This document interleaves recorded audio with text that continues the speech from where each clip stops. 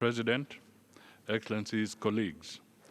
First, may I begin by congratulating you, Mr. President, on your assumption of the Council's presidency. Indeed, your presidency comes at a trying moment in international relations, where emerging security challenges and geopolitical flux are uniquely impacting on the phenomenon and protection of human rights globally. Notably, the incidences of war and conflict persist, leading to grave violations of human rights, as reflected in the rising cases of crimes against humanity, war crimes, and even genocide. The implication is that the Council's crucial role in addressing abuses, preventing conflict, and its emphasis on the need for peace has become more important. Today, we are witnessing violent conflicts characterized by indiscriminate attacks on civilian populations, including schools, hospitals, use of sexual and gender-based violence as a weapon of war, rise in violent extremism, dissemination of economic livelihoods, and forced displacements. The United Nations High Commissioner for Refugees, in its Global Appeal 2025, projects that over 139 million people globally will be forcefully displaced or become stateless by the end of 2025 due to conflicts. Most of these are vulnerable people from developing countries. Recent reports by UNICEF indicate nearly 47 million children are displaced due to conflict, with the numbers expected to continue increasing. The global organization Save the Children International reports that 1 in 11 children are being denied of their basic rights to live, learn, be protected, and prosper due to violent conflict, adverse climate change, and global economic instability. Today in Africa, over 2.8 million children are out of school. The wars in Sudan, Democratic Republic of Congo, Libya, Gaza, Lebanon, Ukraine, Haiti, Myanmar are some of the notable examples of crises, including Africa's forgotten conflicts. They have been spoken to earlier by other speakers. Kenya continues its active engagement in peace initiatives, both regional and internationally, including in DRC, Sudan, Somalia, and Haiti, among others, because we recognize that sustainable peace is linked to the protection and promotion of human rights. As such, there's a compelling need to fully incorporate human rights considerations in the peace missions and general conflict resolution mechanisms. We believe the Council's work is more vital than ever before, serving as a critical platform for addressing human rights abuses, which are often both a cause and a consequence of conflict.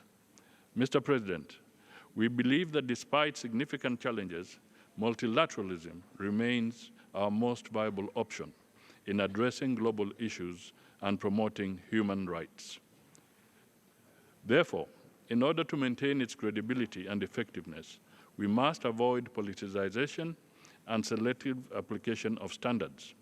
The Council should serve as a platform for constructive dialogue, impartial assessment, and collaborative action, fostering genuine progress in the global human rights landscape. Kenya reaffirms its commitment to advocating for marginalized groups, particularly in the face of rising xenophobia, Afrophobia, and racial discrimination. As the current chair rapporteur of the Intergovernmental Working Group on the Durban Declaration, Kenya is dedicated to combating racism and related intolerance, welcoming the second International Decade for People of African Descent and its focus on reparatory justice and development.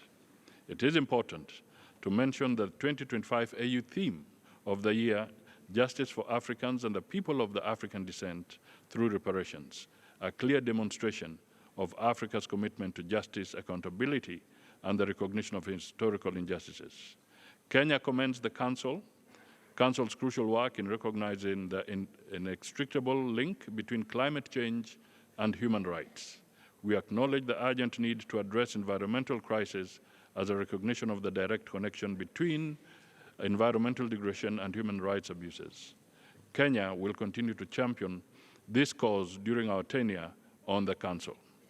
In this regard, we emphasize the importance of respecting the principles enshrined in the Paris Agreement. We believe that climate finance and the Loss and Damage Fund are critical and represent the bare minimum of what is necessary for a just transition and broader climate justice.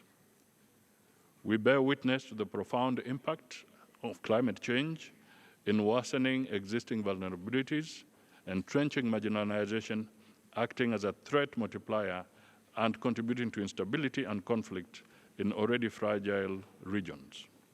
Mr. President, Kenya recognizes the evolving landscape of human rights challenges in the digital age and is committed to addressing them proactively. We are reviewing our 2014 National Policy and Action Plan on Human Rights to integrate emerging issues, particularly those related to technology and bridging the digital divide. We believe the Council has a crucial role in promoting equitable access to emerging technologies, critical infrastructure, and skills necessary for full participation in the information society. We emphasize that bridging the digital divide is essential to prevent technology from worsening existing inequalities. To this end, during our tenure, Kenya aims to advocate for the recognition of access to technology as an essential component of the right to information as enshrined in Article 19 of the Universal Declaration of Human Rights and Article 19 of the International Covenant on Civil and Political Rights. We welcome all efforts towards ensuring that technology is accessible, affordable, and beneficial for all. Mr. President, we recognize the right to development as a crucial opportunity to foster an environment where every individual and every society can reach their full potential. Kenya will use its position in the Council to advocate for an equitable and democratic international order to serve all humanity. This includes addressing the critical issue of foreign debt and its impact on states' abilities to promote and protect human rights. We believe the Council is uniquely positioned to provide a platform for discussing and advancing reforms in the global financial architecture to ensure greater equity. Mr. President, Kenya's strong adherence to human rights is evident by its membership in most of the key international human rights instruments. The government remains dedicated to their full and effective implementation, which entails both regular reporting to treaty bodies and constructive engagement in dialogue with them. Additionally, Kenya is an active member of the regional human rights mechanisms, including the East Africa Community Court of Justice and Africa Charter on Human People's Rights.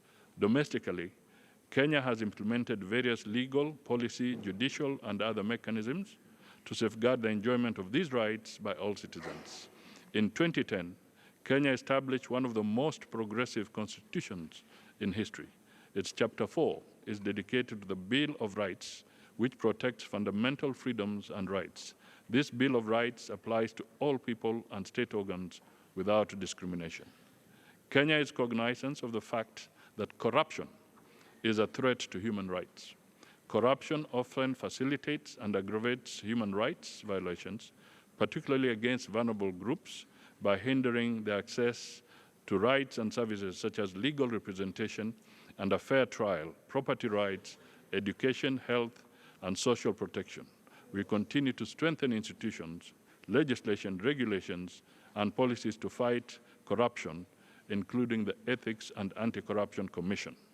Still, Kenya has upheld its commitment by maintaining a standing invitation for special procedures since 2015 and has consistently accepted requests and responded to recommendations subject to their respective functions. And in recognition of the valuable contribution of civil society organizations, public and national human rights commissions, Kenya actively engages with them through various fora and incorporates their perspectives in its periodic reports. Kenya has extended the arc of human rights protection to vulnerable groups, including refugees, through legislation and policies such as the Shirika Plan, which is a premier refugee integration and management program. Kenya has guaranteed the dignity and economic rights of these victims of forced displacement. Mr. President, in conclusion, as a steadfast champion of the Council and its vital mechanisms, Kenya pledges to continue our proactive engagement on the international stage as we take up our seat in the Council. We reaffirm that human rights remain the cornerstone of our shared humanity, guided by our Constitution and the Universal Declaration of Human Rights as the bedrock of international human rights standards. Kenya is committed to fostering a just society both at home and globally. We have set a high threshold in protecting and expanding freedom of expression, free press, upholding sanctity of life, countering all forms of violence, including gender-based violence and femicide, amongst others. Our cardinal goal is to contribute to a more just, equitable, and a human rights respecting world for all. I thank you.